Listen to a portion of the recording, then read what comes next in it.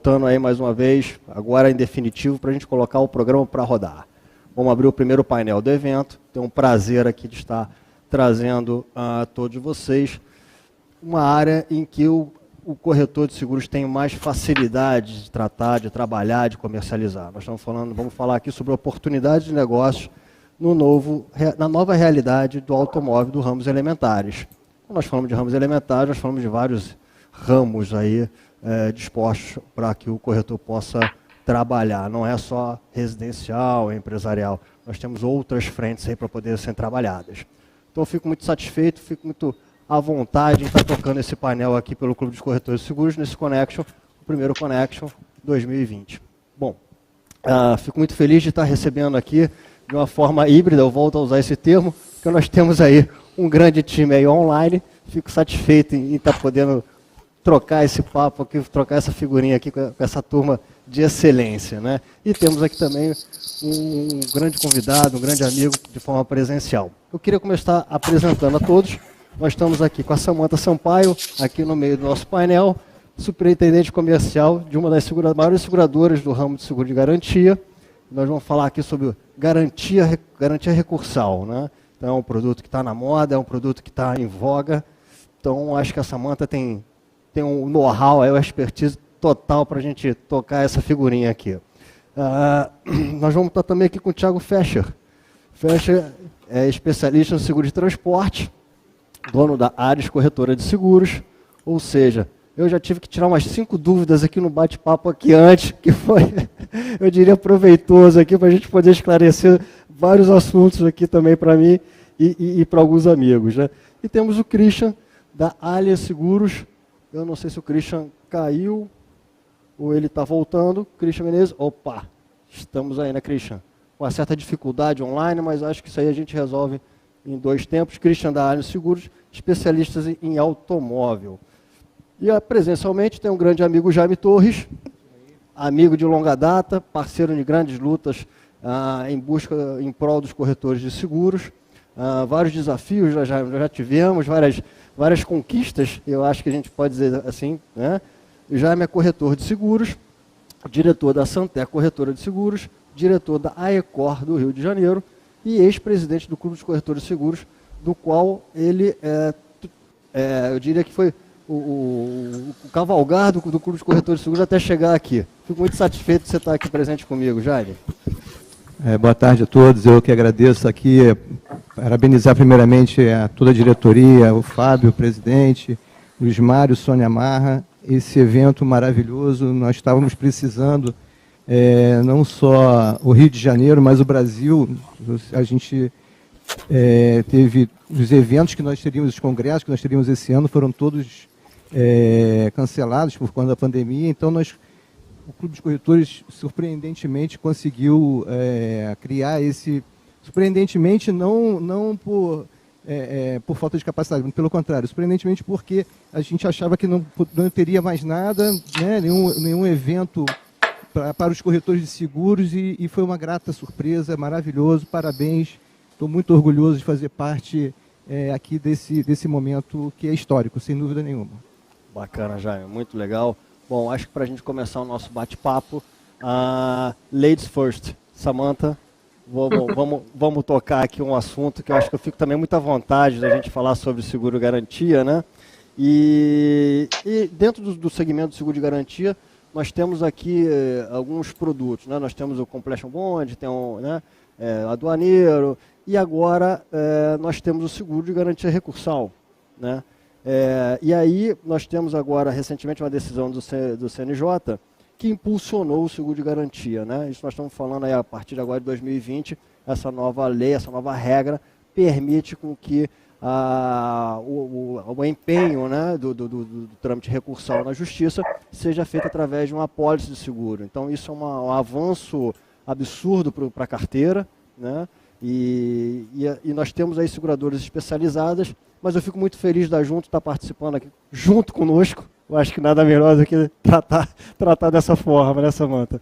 Então eu queria que você pudesse explanar um pouco mais aí sobre o produto, né? Sobre a demanda, como é que funciona, qual é a oportunidade que esse produto traz para o corretor de seguros, Corretor esse que, por se tratar de garantia, nós falamos muito de análise financeira, ou seja, o corretor tem que entender um pouco de análise de crédito, balanço patrimonial, aquelas sopinhas de números que às vezes dificultam o dia a dia do entendimento.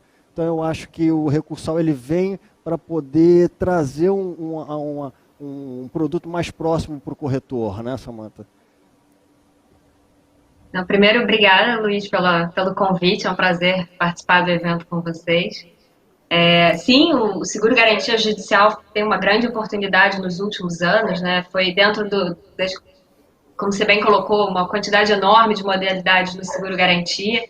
A gente fala aí de mais de 30 modalidades atualmente, e o seguro garantia judicial é uma que ganhou muito corpo nos últimos anos, né? Então, estima-se que o mercado tem mais de 85, 90% de prêmio de seguro garantia já oriundo da modalidade judicial. E aí, falando um pouquinho até para quem não conhece tanto o que é o judicial, né, tentando colocar todo mundo na mesma página, basicamente é um produto que garante que a empresa que rega uma ação possa apresentar uma apólice de seguro em vez de fazer a caução do dinheiro em juízo, né, o que naturalmente permite que as empresas mantenham sua liquidez e utilizem esses recursos em investimentos e em outras frentes de atuação. E aí o seguro-garantia, né, como você bem colocou, uma modalidade de cunho financeiro, dado que basicamente o que a seguradora garante é que após transitado julgado o processo, que às vezes não, na legislação brasileira costuma demorar muitos anos, o que a seguradora garante é que a empresa vai ter liquidez no momento do transitado julgado, né? Então ela vai ter o recurso disponível para fazer o pagamento dessa indenização. E aí o seguro-garantia vem como uma alternativa para garantir em juízo que esse pagamento vai ser feito e que não há necessidade do depósito em dinheiro ou da penhora de bens, por exemplo. Então, só para tentar explicar para o pessoal que não está tão familiarizado com seguro-garantia o que é essa modalidade, né, o judicial. E aí, falando um pouquinho da história do produto, né, apesar de ter ganho muita força nos últimos anos, a primeira apólice que a gente emitiu tem bastante tempo, eu não trabalhava com seguro ainda. A primeira apólice que a gente emitiu foi em 2001, e é claro que ao longo de todos esses anos o produto passou por constantes evoluções, assim como a nossa legislação também. Então a gente tem alguns marcos importantes que é legal trazer para o pessoal que não conhece tanto o produto, né? O primeiro dele, a portaria PGFN 1153, em 2009, acho que é o primeiro grande marco do produto, que prevê a utilização do seguro-garantia para os débitos inscritos na dívida ativa. Depois a gente tem em 2014 outro marco também super importante, que é a Portaria 164, que em conjunto com a Circular 477 consolidam a utilização do seguro-garantia como um instrumento de caução judicial. Nesse mesmo ano, a gente tem a alteração da Lei das Execuções Fiscais. Esse foi um marco super relevante, considerando que as garantias judiciais fiscais são aquelas que representam as grandes montantes para as empresas, né, em indenização. Então, basicamente, essa alteração na lei equiparou o seguro-garantia a dinheiro. Em 2015, a gente teve o novo Código de Processo Civil também, que equiparou o seguro-garantia a dinheiro para fins de substituição, que mais uma vez reforçou a liquidez dessa modalidade de caução. E aí, recentemente, como você bem colocou, a gente teve anos de muita movimentação no judicial trabalhista, né? Antes até dessa decisão do CNJ, eu acho que é legal contextualizar para o pessoal um pouco de como funciona, né? Eu vejo que é muito recorrente a dúvida de quando eu utilizo o recursal e quando é o judicial trabalhista, qual é a diferença entre um e outro, se ambos são garantias trabalhistas, enfim. Então, até para contextualizar para o pessoal que não conhece tanto do produto, o depósito recursal é uma garantia que a gente usa na fase de conhecimento. Então, uma discussão judicial entre um ex-funcionário e uma empresa, ela é dividida em duas fases, né? A primeira, que é a fase de conhecimento, e a segunda, que é a fase de execução.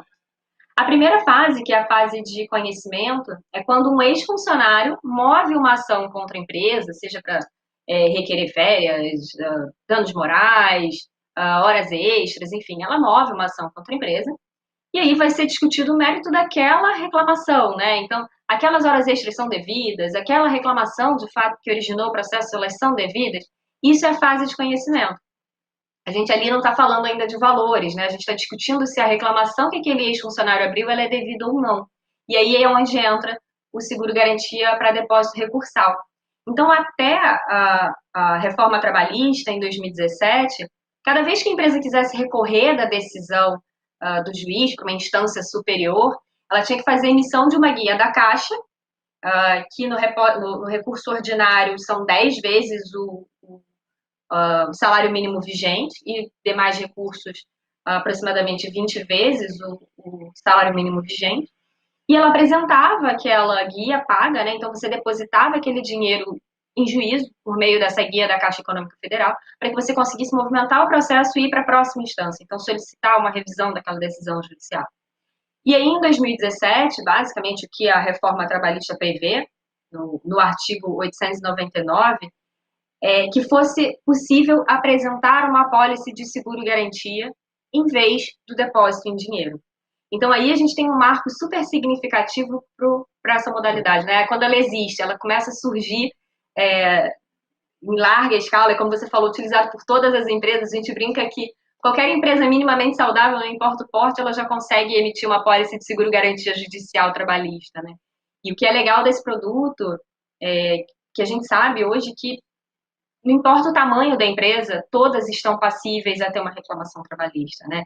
E é claro que empresas de grande porte, com volume grande de funcionários, estão mais sujeitas a indenizações maiores e um volume maior de ações trabalhistas. O impacto também acontece em empresas menores, né, com menos funcionários. Uma vez que se você faz esse depósito em dinheiro, você onera o seu fluxo de caixa. É menos dinheiro que você tem para aplicar na operação. Então, aí é que entra o judicial para depósito recursal. O trabalhista, ele é a próxima etapa. Então, depois que transitado em julgado essa fase de conhecimento, que já não cabe mais recurso para a empresa no mérito daquela reclamação, a empresa decide por pagar o valor da indenização ou recorrer ao valor da indenização, que é a fase de execução. Nessa fase de execução é quando entra aquela apólice que a pessoa já conhece há mais tempo, que é a apólice trabalhista, né, cuja IS é o valor da indenização, né, o valor reclamado. E aí, nessa apólice, na fase de execução, você apresenta o valor dessa indenização e vai discutindo o valor. Então, já é sabido, já é pacificado que aquelas reclamações por horas extras e tudo mais são cabíveis, mas qual será o valor de fato da indenização? É aí que entra a apólice de trabalhista. Então, feito esse panorama básico assim, do que é a modalidade, de como ela funciona, acho que aí, entrando na sua pergunta, como a decisão do CNJ movimentou o mercado agora em 2020, eu queria fazer trazer três marcos em relação ao trabalhista. O primeiro, a reforma trabalhista, como a gente colocou. Então, a reforma trabalhista em 2017 basicamente disse, olha, é possível utilizar o seguro-garantia, ampliou a utilização desse seguro para as ações trabalhistas, tanto repósito recursal quanto na esfera de execução. Depois a gente tem o ato conjunto, que ele foi publicado em início de 2019. O ato conjunto, ele entra no detalhe do que foi previsto na reforma. Então, ele vai consolidar e dizer todos os requisitos necessários para que aquela apólice seja de fato aceita. Nesse ínterim, a gente ainda tinha diversos juízes que questionavam a validade da apólice, a renovação da apólice. Então, o ato conjunto, ele teve uma força super importante para o nosso segmento, uma vez que ele consolidou, de fato, todos os requisitos necessários, o que diminuiu drasticamente qualquer possibilidade de recusa na apresentação do seguro-garantia. Então, trazendo aqui alguns pontos super relevantes em relação ao ato conjunto, acho que a renovação, né, a premissa de necessidade de renovação da apólice, que era uma insegurança grande dos juízes. E o segundo ponto, a IS, a importância assegurada, né, então, atualização de 30%, não tem atualização, que era um ponto também super questionado. Mas o ato conjunto, ele traz, né, no seu artigo 7º e 8º, um ponto que veio contra, porque o artigo 7º e 8º do ato conjunto, basicamente, vedava a possibilidade de substituição. Então, o ato conjunto dizia, para novos processos, ok, faça uso da apólice, mas para substituições, preferência ao dinheiro. Né? Então, não havia possibilidade de utilização para substituição. em que pese a gente tivesse jurisprudência do Tribunal Superior do Trabalho favorável à substituição, né? Então já tinha jurisprudência que reforçava para empresas que queriam fazer a substituição, reforçava essa utilização, o ato conjunto vinha com essa vedação que era um empecilho para as substituições. Então, negócios novos, ok, funcionava, mas na substituição havia esse empecilho. E aí a decisão do CNJ, chegando, né, tá referida a decisão do CNJ em março de 2020, ela basicamente torna nulo os artigos 7º e 8º do ato conjunto. E ele vem num momento super oportuno economicamente para as empresas, porque tinha 10 dias que a gente tinha entrado no cenário de pandemia no Brasil, então muitas empresas já se enxergavam dentro de uma situação financeira super delicada, esperava-se já uma crise econômica, então você ter a decisão do CNJ acontecendo no final de março, logo após a entrada em pandemia, e as empresas vislumbrando a possibilidade de levantar recursos, né, recursos que já estavam calcionados em juízo, e trazer esses recursos para o capital de giro, veio num momento que para as empresas foi um fôlego, né? Eu lembro que o pico de cotações que a gente teve início de abril, a gente subiu mais de 40% a quantidade de cotações em virtude da quantidade de empresas que queriam levantar esses recursos calcionados. Naquela época, até o ministro Paulo Guedes, ele fez uma declaração, acho que numa entrevista, que estimava-se em torno de 65 bilhões de reais que estavam calcionados e que, se substituído por apólices, ou enfim, por outros tipos de calção, mas aqui, falando da apólice, injetariam esse recurso na economia, né? Então, permitindo esse fôlego para as empresas em um momento de crise. É claro que quando a gente fala de 65 bilhões, a gente está falando também de execuções fiscais, cíveis, não só as trabalhistas, mas eu acho que reforça para o pessoal que às vezes tem um pouco de insegurança se existe o respaldo legal para a substituição, que sim, existem aspectos legais que respaldam. Então, a nossa legislação já equipara o seguro-garantia dinheiro, e principalmente aqui nas ações trabalhistas, né, que serve para basicamente todas as empresas com a situação financeira minimamente saudável, independente do porte. Né? E aí, duas... Oi? Não, sem te cortar, porque pintou aqui uma pergunta aqui que acho que você vai continuar aí respondendo, mas ao mesmo tempo você vai responder uma outra pergunta aqui em cima, que é o seguinte: como é que calcula a importância segurada dessa apólice?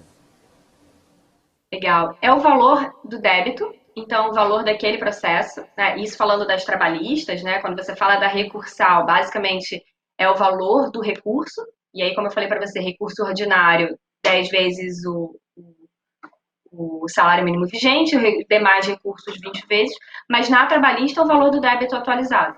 Então, isso facilmente o advogado responsável consegue fazer, levantar esse valor e emitir a apólice referente a esse valor do débito.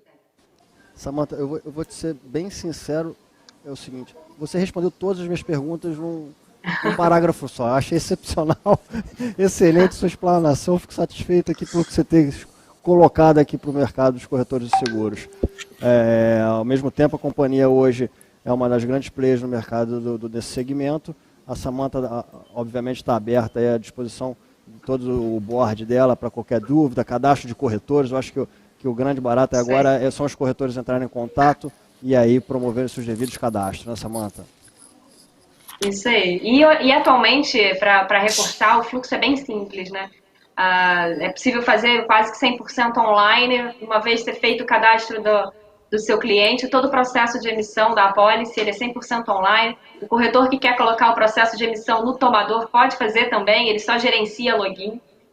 Como o volume de apólices é grande, então a gente disponibiliza a plataforma para que ele faça 100% do fluxo digital. Ou seja, vamos nos conectar. Isso aí.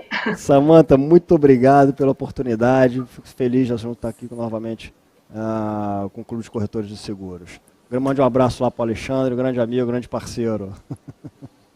Pode deixar. Obrigada novamente pelo convite. E quem tiver dúvida adicional, no nosso site tem um e-book, é só entrar, fazer o download do e-book. Lá tem legislação, detalhe, como faz, enfim, está tudo disponível para vocês. Tá bom? Não, obrigada, Luiz. Obrigado, Samantha. Bom, amigos, vamos agora mudar de garantia e vamos falar um pouco de transporte. É um seguro, né, Thiago? É um segmento que tem lá suas sopinhas de letrinhas, né? Eu tentei decorar algumas aqui, não é do meu dia a dia, não está no meu fluxo aqui de negócio. Quando eu fazia a Escola Nacional de Seguros, né? Na época Funenseg aí, para poder passar lá na provinha. Então essa sopinha de letrinhas ficou lá no passado. Mas, Thiago, o Thiago é dono da Ares Corretora de Seguros, especialista em transporte, né? E eu queria pontuar aqui, Thiago, para a gente começar o nosso bate-papo, entender, assim, quando a gente fala de oportunidade para o corretor de seguros nesse segmento, o que está mais acontecendo é o delivery, né? Então, o delivery hoje, seja ele qualquer tipo de carga, né, tem tido uma aderência maior por parte das seguradoras para a demanda de emissões.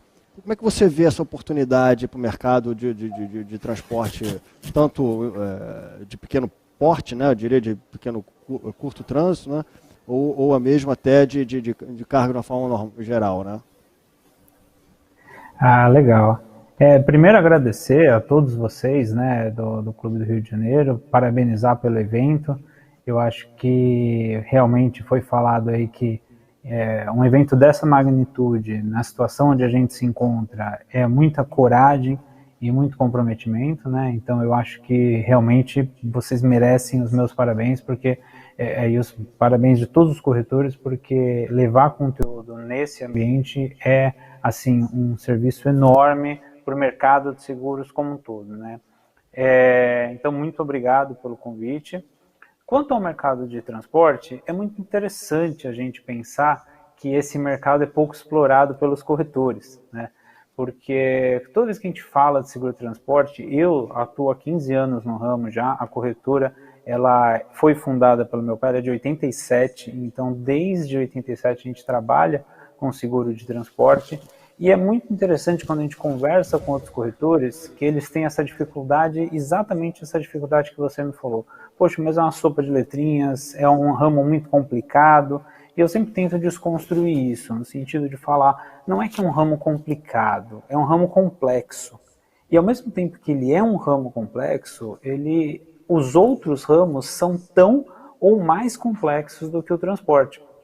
Porque, por exemplo, na nossa corretora hoje, a gente tem foco em seguro de transporte e em seguro empresarial. E outro dia, eu tenho a minha equipe que faz os cálculos de automóvel, eu trabalho com automóvel também, não é a nossa principal carteira, mas eu trabalho. E outro dia minha equipe estava toda ocupada e caiu no meu colo para eu fazer uma cotação de um seguro de um automóvel PCD. E eu não sabia nem por onde começar. Eu não sabia como funcionava, para mim a variação da FIP não estava certa, eu não me conformava com aquilo.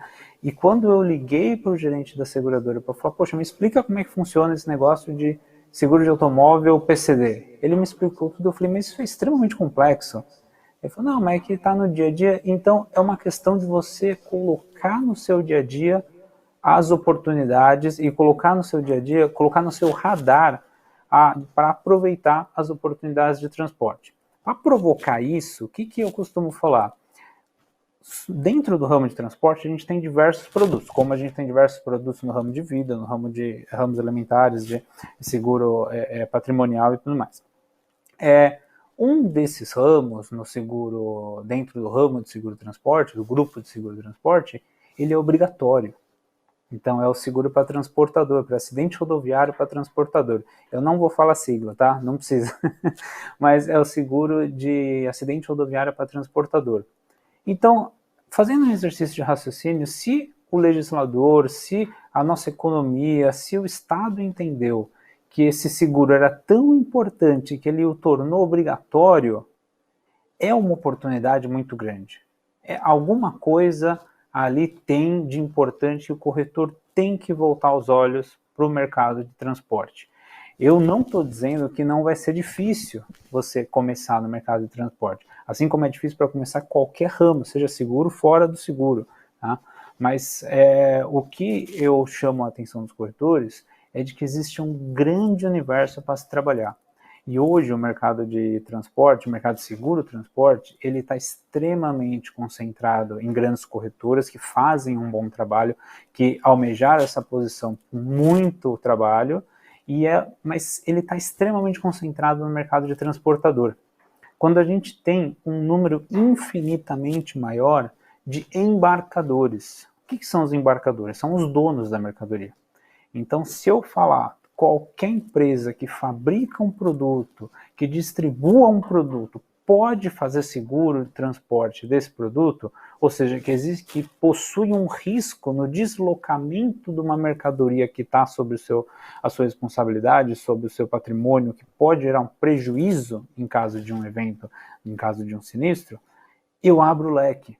E aí eu arrisco dizer que todo corretor tem um cliente dentro da carteira dele que está dentro desse perfil, que é uma pequena empresa, que é um fabricante, que é um distribuidor, que é uma quitanda que compra de um fornecedor ou vai buscar a mercadoria num fornecedor, que vai buscar na fazenda que seja, e tem esse risco do deslocamento da mercadoria. Então, assim, o mercado de transporte, ele não é complicado, ele é um ramo complexo como qualquer outro, mas existe uma infinidade de segurados que sequer conseguem visualizar o risco que eles estão correndo. E esse mercado de embarcador, eu vim falando há muito tempo já, que é praticamente um oceano azul para todo corretor de seguros. Todo corretor. A gente faz muito seguro para pequeno embarcador e quando você mostra o risco dele, é muito fácil de você convencê-lo de que existe um risco que ele está correndo e ele não precisa correr e ele pode transferir para a seguradora por um valor extremamente benéfico para ele. Né? Thiago, e aí, quando você fala do embarcador, nós temos que entender que esse embarcador precisa ter necessariamente um registro na NTT para aceitação no mercado? Veículo que transporta carga de terceiros, ele precisa ter toda a regulamentação da NTT. Tá? Agora, o próprio embarcador ele pode ter uma Fiorino dele, por exemplo, ele pode ter um furgão dele, por exemplo, ou ele pode contratar uma transportadora para fazer o transporte da mercadoria dele. O que precisa ser isolado é o risco da mercadoria, do deslocamento da mercadoria. Se existe esse deslocamento da mercadoria, existe um risco para o dono dessa mercadoria e existe um risco para quem assume a responsabilidade por esse transporte. E os dois seguros correm em paralelo. Por isso que se faz muita confusão também, e fala assim, não, mas muitos embarcadores que a gente aborda, falam assim, não, mas eu trabalho com uma transportadora que já tem o seguro. Independente disso, você pode ter um seguro seu. A gente encara, por exemplo, muitas situações no mercado, onde a transportadora tem um seguro, só que quando ocorre um sinistro, ela demora 60 dias para pagar o embarcador. E hoje, dentro da realidade que até você trouxe, do e-commerce, do estoque zero, da indústria 4.0, não existe essa possibilidade de eu demorar. A Samantha também falou muito bem de caixa, de fluxo de caixa. Hoje as empresas que têm um controle de caixa muito mais apurado, elas têm uma vantagem competitiva. Quando você coloca que um prejuízo vai ser indenizado em 60 dias, isso quebra um orçamento, isso quebra todo um planejamento. Então, o seguro de transporte para o embarcador é uma ferramenta de gestão, muito mais não, mas além de uma ferramenta de proteção patrimonial. Ou seja, o seguro de transporte nada mais é que uma grande oportunidade para o mercado de corretor de seguros, né? O que falta aí é uma certa especialização no segmento, né? A gente pode traduzir dessa forma. Ou seja, nós temos um mercado concentrado em poucos corretores. Esse né? cara chama Luiz, é e isso, aí, que eu não consegui quando você tiver os corretores especializados, você consegue divulgar mais dentro da sua carteira. Né? Então, acho que falta nessa linha de raciocínio dentro da empresa, né? Da corretora. Existem caminhos para começar, né? Hoje a gente tem produtos muito simplificados, produtos excelentes nas seguradoras, e o corretor ele pode começar com pequenas empresas. Não adianta a gente querer falar que o corretor vai começar fechando o seguro de uma transportadora que tem 500 carros na rua, né, que tem 500 veículos rodando. Isso é muito difícil, a operação disso é muito complicada. Agora, fazer o seguro de uma metalúrgica que faz o seguro com você empresarial, que faz o seguro, o plano de saúde deles com você, que tem um veículo que vai fazer as entregas desses pedidos, é muito mais fácil. E você começa a viver o transporte, você começa a entender quais são os riscos, entender quais são as logísticas, entender como é que funciona o processo de contratação, um processo de sinistro, porque eu não consigo ver um ramo onde o corretor tenha mais contato com o sinistro do que o transporte. A gente tem clientes que têm normalmente 2 a 3 sinistros por mês. E é uma coisa totalmente comum pelo volume de embarques que ele tem, pelo volume de operações logísticas que ele tem. Então, quando você tem esse contato, fica mais fácil para você identificar o risco no seu cliente e conversar com ele, falar assim, olha, existe isso. Lá fora o sinistro está batendo na sua porta, pode acontecer a qualquer hora, né? Então, existem caminhos fáceis para começar, ou mais facilitados. Tem assunto aqui para ficar horas falando. Nós temos aí o segmento de mudanças, que também é um gatilho aí para o corretor de seguros começar a trabalhar, né? Pequenas mudanças e tudo mais.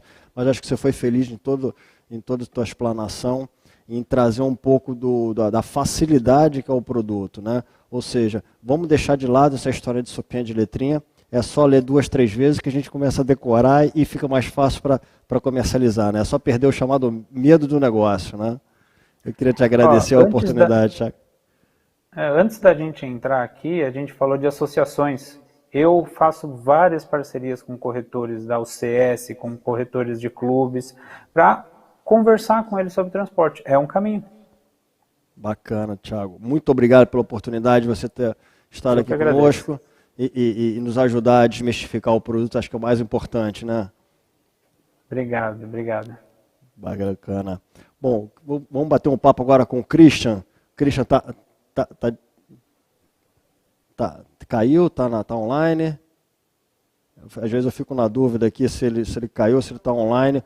O Christian é especialista, Menezes é especialista em seguro de automóvel pela Allianz Seguros e vai nos dar o prazer aqui de bater um papo sobre o segmento de automóvel. Se caiu, não tem problema, a gente toca aqui com o Jaime Torres, corretor de seguros. O Jaime veio aqui para o painel para nos dar um panorama sobre o mercado do corretor de seguros, ou seja, o que fazer em termos de oportunidade no que a gente chama de seguro de automóvel RE. Então, Jaime, passando a bola para você, e aí a gente tentar trazer um pouco da sua experiência, do seu know-how, dessa tua relação que você tem com o mercado de segurador, que é bem próximo, né? Eu acho que esse é o mais importante de toda dessa troca que você vai poder nos trazer. E para a gente começar, em termos de oportunidade, em relação das pessoas, essa pandemia, né, das pessoas ficarem em casa, enfim, usarem mais as suas residências.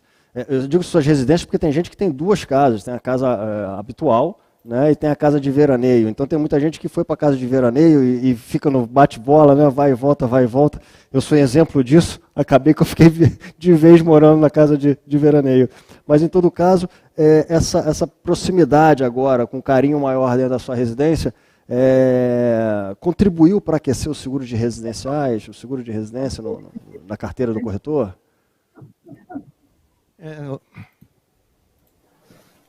Alô? Tá. Ok? Realmente houve um aumento, foi feito um levantamento, se não me engano, aumentou em 30%, 27% o número de comercialização de seguro residencial. Eu acho que assim, o seguro de automóvel, a gente tem uma oportunidade muito boa, nós corretores. O que acontece? A gente sabe que os carros ficaram mais tempo na garagem, né, diminuiu a sinistralidade, diminuiu o roubo, diminuiu a colisão, o risco de colisão foram diminuindo, e, consequentemente, os prêmios diminuíram bastante. Que é uma coisa que a gente identificou na nossa corretora e a gente está praticando bastante. A gente está fazendo muito seguro do automóvel com residencial, nas renovações.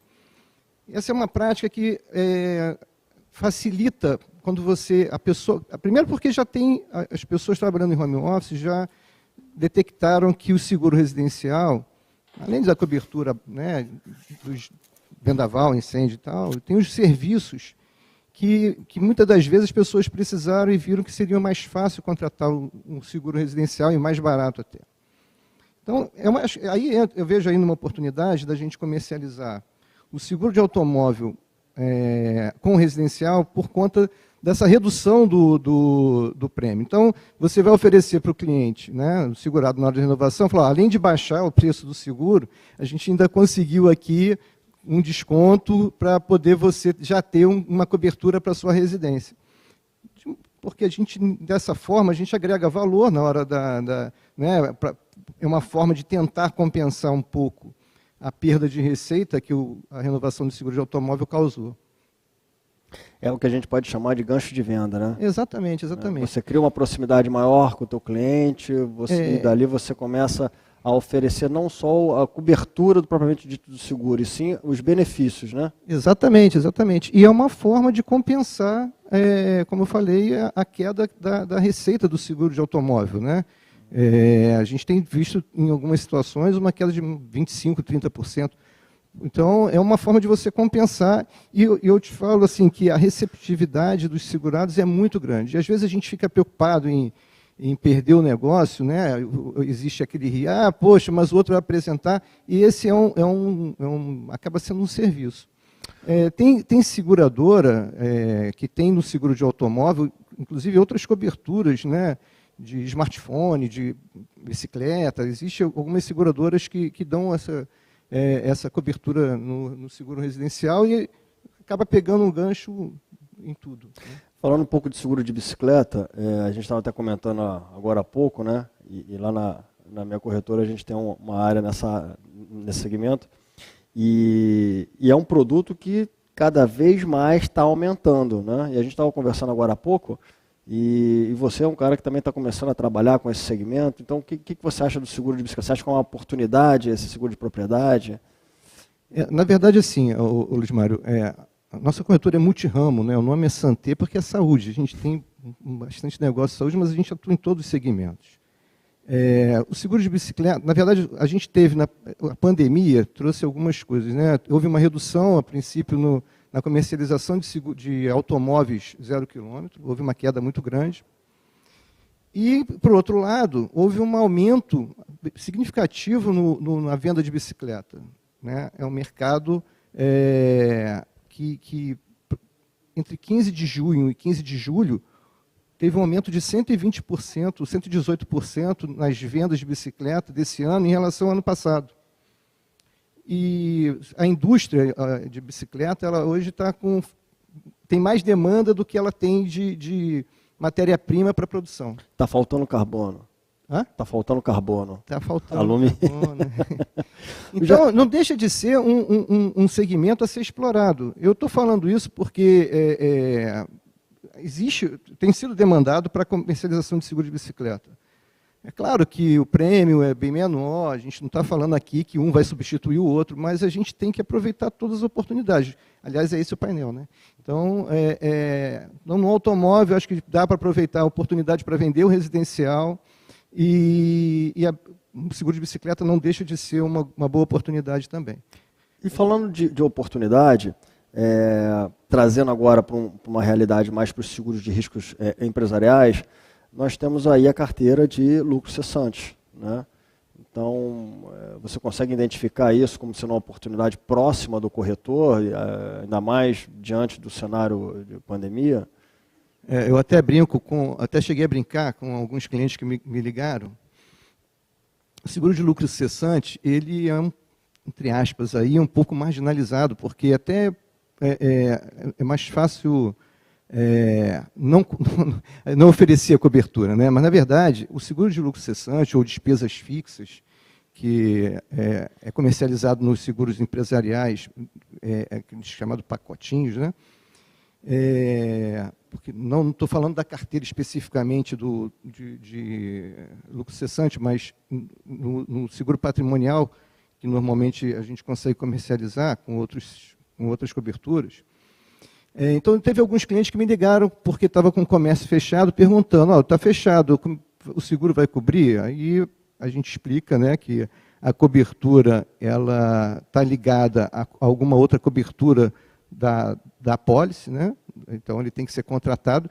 E aí eu falo assim, se eu te falasse em janeiro que teria cobertura para pandemia, lucro cessante decorrente de pandemia, você ia falar, você quer me vender seguro de incêndio para caixa d'água, né? Uma coisa que não vai acontecer. Então, isso não deixa de ser uma oportunidade para mostrar para as pessoas, para os empresários, sobre risco, né?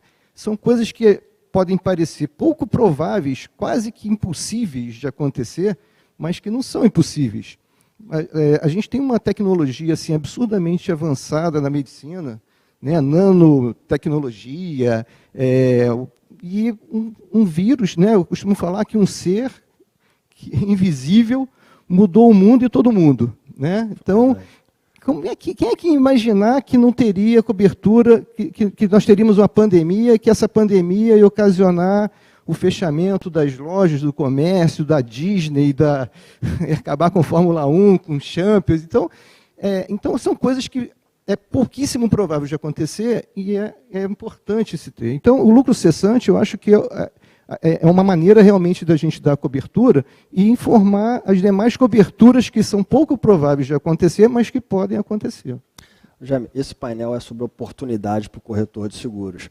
Então, a gente consegue entender que o que mais está tendo nesse processo de pandêmico são as oportunidades de se vender negócio. Então, a gente pode elencar aqui outros seguros, principalmente o cyber, que está aí, né, para proteção vinculada à nova lei da LGPD, o D&O, o E&O, né, isso tudo são oportunidades que estão ali, são produtos que já existem, né, não teve muito mistério para se criar mais, foram feitos aperfeiçoamentos em relação aos produtos, né. Sim, o D&O, houve também um aumento absurdamente grande, porque muitas empresas, né, a gente teve infelizmente, né, foram muitas empresas que não conseguiram resistir à pandemia, muitos restaurantes, muitas empresas grandes, né, empresas, lojas que ficavam no shopping. Então, houve um aumento, eu até vi isso hoje, houve um aumento na comercialização de D&O de 76% de janeiro desse ano até julho, em relação ao ano passado, porque talvez, né, pela percepção de que o dono da empresa poderia perder seu patrimônio numa eventual falência, e aí é uma forma de proteção, né? Legal, Jaime. Muito obrigado pela oportunidade de estar batendo esse papo com você. Me sinto honrado de estar aqui conversando com você, trocando figurinha, estar num palco com você. Acho que é uma honra aí para mim, enfim. E a gente está batendo esse papo aqui, trazendo para os corretores colegas informações do mais alto gabarito. Obrigado mais uma vez, Jaime. Eu que fico orgulhosíssimo aqui de estar aqui com você. Muito obrigado. O seu privilégio é meu, pode ter certeza. Legal. Bom, vamos continuar agora com o Christian Menezes. Não sei se o Christian agora já está online. Estamos juntos, Christian, estamos conectados. Vamos lá, rapaz. Você só me dá um sinal aí se você está me escutando. Picotou um pouquinho, legal. Picotou um pouquinho, mas acho que agora ficou legal. Ah, é? Você vê que a tecnologia é uma aliada, mas quando ela resolve contra a gente, não é brincadeira. Mas vamos lá, vocês vão me sinalizando aí se está tudo certo com a conexão. Primeiro quero agradecer essa oportunidade ao clube, ao Fábio, a você. É uma honra estar dividindo aqui esse painel com os colegas aqui e estar batendo esse papo com você e com o Jaime. E é um orgulho, né? A gente vê o seguro de automóvel, que durante muito tempo e muitos anos foi questionado, está aqui participando de um painel com ramos nobres, como garantia, né, produto financeiro, como transporte. Então você vê que o nosso produto, se ora foi questionado, agora a gente está com ele muito bem posicionado aqui, não só nesse painel, mas no mercado de um modo geral. E é oportuno falar sobre isso, né? Porque ele traz um fator relevante de discussão, né? Diante do momento que a gente vive, eu poderia dizer sem medo nenhum de errar e nem de exagerar, que o seguro de automóvel é tão resiliente quanto o corretor de seguros, né? Eu costumo ver essa categoria com muita resiliência, né? Quantas questões e quantos desafios e quantas não atravessamos. E o corretor presente, e agora nesse momento especial, ainda mais presente, mostrando toda a sua capacidade, não só de ação, como também de adaptamento, onde exige mudança rápida, de forma de atuar, de forma de abordar com o cliente, de atender de uma forma totalmente tecnológica. Muitas vezes o próprio corretor, que muitas vezes se questionou sobre isso e também questionou a questão até que muitas vezes foi vista até como foi questionada, né, como se seria uma ameaça ou não. e agora acho que está provado que a tecnologia não é uma opção, ela é uma realidade já há algum tempo, que veio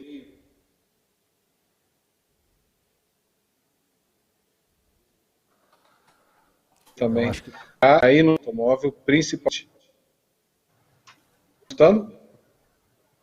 Christian, eu acho que nós estamos tendo uma dificuldade aí de comunicação. Acho que a internet ficou meio fora. Está falhando aí para vocês? Falhou um pouquinho, acho que voltou Não, agora. estão ouvindo? Estou com delay. Estou te escutando. Voltou? Voltou. Está escutando? Tô. Tá bom, então você vai me sinalizando aí só para eu não ficar falando sozinho aqui. Tá bom? Vamos lá. Mas eu estava, só para concluir esse ponto, e aí eu acho que legal, talvez, se a gente puder deixar para perguntas e respostas, eu acho que talvez aí a gente consiga fazer uma troca melhor. Mas só para concluir o raciocínio, o que eu estava dizendo é que a gente tem uma oportunidade de ouro cada vez mais nas mãos, e agora ainda mais usando a tecnologia como uma aliada. Eu vejo cada vez mais uma oportunidade, uma necessidade que o corretor esteja presente nos mais variados canais para acessar os clientes ou as prospecções, né, os propensos clientes, e vejo no automóvel principalmente um caminho para outros produtos. Né? Quando a gente fala de seguro de automóvel, a gente fala de um bem que, como nós sabemos, é uma paixão nacional. Né? Não é raro a gente ver aí pessoas que têm mais ciúme do carro do que propriamente, às vezes, do cônjuge. Então, não é? Então, olha que porta de entrada que nós temos, né? Que produto magnífico a gente tem para entrar no cliente, para geração, que eu costumo dizer que ela é indispensável no nosso segmento, que é uma confiança. Então, é uma excelente porta de entrada. O Christian, a gente aqui desenvolvendo o painel, né? Para trazer os produtos, algo que traga para o corretor como sendo oportunidade. E você foi muito feliz quando falou sobre o seguro de automóvel, ainda é resiliente, né? Então, e o engraçado que foi unanimidade de todos aqui da diretoria, né, de promover, de colocar o segmento de automóvel dentro desse painel, ou seja, é isso aí, o automóvel está sempre se reinventando, seja em conjunto com a tecnologia ou mesmo em termos de condições gerais de produto, né? Então o automóvel ele ainda é a porta de entrada para muitos corretores, né? E aí, falando sobre o seguro de automóvel, você consegue nos dar um panorama do posicionamento do seguro do automóvel ainda na carteira, até um pouco mais dentro da companhia da Allianz? Vamos lá, claro, falo sim. Vocês sabem, nós concluímos recentemente uma operação que foi, se não a maiores do mercado brasileiro e do mercado mundial, que ocorreu num momento como esse, né, totalmente atípico, e uma conclusão que aconteceu, está acontecendo, na verdade a conclusão já aconteceu, e agora nós já começamos uma nova fase, e a gente tem procurado fazer isso com muita tranquilidade, principalmente para os nossos parceiros e para os nossos corretores, que são pouco mais de 30 mil aí ao redor do Brasil. Com essa conclusão, a Allianz se tornou a segunda seguradora no setor, e em especial quando a gente olha aqui para a nossa região do Rio de Janeiro, assumimos uma posição importante, com uma participação no mercado com cerca de 30%, ou seja, é uma participação muito, muito relevante num mercado que é muito importante, não só para nós, mas de um modo geral. E é claro que a gente não para aí nesses 30%, que é uma participação importante, mas se essa é uma boa notícia, eu diria que é excelente, é que a gente vê ainda muita oportunidade, né? Não só no Rio de Janeiro, claro que aqui já puxando a brasa para a minha sardinha, mas especialmente para os estados do Rio de Janeiro e Espírito Santo, mas para o Brasil de um modo geral, né? Eu consigo dizer que essa operação, né, esse investimento, melhor dizendo, que a Allianz fez no Brasil, se não é a maior e melhor sinal que a gente tem de que tem muito para fazer no seguro de automóvel, é um dos, porque certamente uma empresa da investimento em um determinado país, em um determinado segmento, é como se fosse um endosso, se não é um endosso, né, dizendo o seguinte, olha, tem muito para fazer. Então, eu vejo como um colaborador da Allianz, claro, com muito otimismo, mas especialmente como uma pessoa que atua no mercado há quase 30 anos, como uma excelente notícia que a gente tem muito a fazer ainda pela frente, de um modo geral, mas especialmente no seguro de automóvel. O Christian, você comentou aí sobre a junção de Sul América e Allianz, uma nova companhia. Não dá para negar que são companhias de excelência. E aí, trazendo um pouco da tecnologia para o nosso segmento de automóvel, nós temos aí um avanço absurdo na questão de aceitação de risco e também na questão da regulação do sinistro, né? Porque antes a gente tinha que esperar 3, 4 dias, às vezes, o vistoriador ir na oficina para fazer o laudo e tudo mais. Aí já a tecnologia avançou a ponto de deixar o corretor, às vezes, até muito cômodo na questão da regulação do sinistro, no processo da regulação do sinistro, né? Isso traz uma calmaria para o processo interno da corretora. Então, eu acredito que assim, todas as seguradoras tendem agora a fazer com que isso seja o tema central agora para a comercialização do seguro de automóvel, né? Tanto na aceitação como na parte da regulação do sinistro, né? Puta, legal. Esse é um bom ponto, aliás, excelente ponto, Luiz. Obrigado. Esse momento que a gente vive, realmente ele acelerou em alguns anos, por assim dizer, esse processo todo, né? Então, você vê autovistoria, coisas que ainda estavam muito embrionárias e em fases experimentais mesmo, quer dizer, nós nos vimos obrigados a acelerar esse processo, e aí tanto na contratação como no sinistro, como você disse. Eu diria que as grandes mensagens, ou talvez a grande mensagem por trás desse avanço, é que traz à tona cada vez mais a necessidade de que as seguradoras, em especial aqui eu represento, né, a Aliança, tem uma grande missão, que é promover aí para os corretores, para os nossos parceiros, soluções e aí tecnológicas e, claro, também humanas, que promovam para o corretor o maior tempo, no sentido de que ele possa dedicar mais atenção no processo de venda, né? E que ele não começa no momento do fechamento de seguro, ele não termina no momento do fechamento do seguro. Para mim, ali ele está começando porque ali ele tem a oportunidade de continuar ou de estabelecer uma relação com o cliente de longo prazo, e aí usando aquilo que a gente falou no começo, o automóvel como muitas vezes um carro, fazendo aqui um trocadilho, né? Mas uma porta de entrada melhor para outros seguros. Então, suma, é um grande ganho, talvez um dos grandes ganhos que a gente acelerou, que a gente trouxe agora no momento que a gente vive e que veio para ficar com uma realidade, promovendo dar mais tempo ao corretor aí se dedicar ao seu processo de venda e as seguradoras promovendo por trás aí toda a tecnologia e solução humana para isso. Christian, dá para perceber que você é um apaixonado pelo segmento de automóvel, né?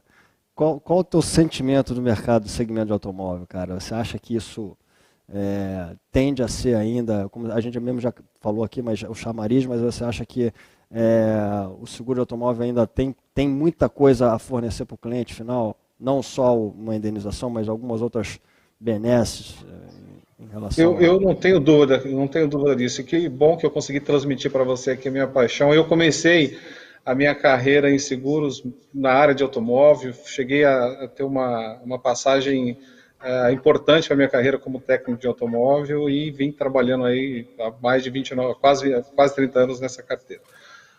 Eu vejo sim, aliás, sem dúvida, o seguro de automóvel, assim como a categoria, assim como os corretores, e eu gosto de fazer muito essa analogia, porque eu vejo muito essa questão da reinvenção e do que mais a gente pode trazer e o que mais a gente pode esperar para o futuro.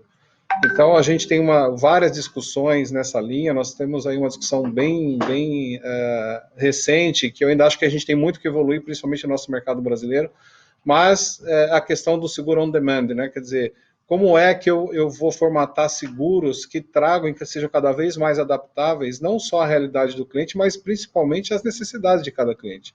Eu vejo o seguro de automóvel ainda muito num perfil ainda, por mais que a gente tenha procurado, e aí como desenvolvedores de produto, né, soluções que sejam mais sob medida, mas ainda tem muito para caminhar nesse sentido. Eu acho que o nome do jogo daqui para frente é fazer seguros sob medida que caibam não só no bolso, que acho que esse é um grande desafio, mas que sejam capazes de trazer também a solução que reflita a realidade de cada cliente.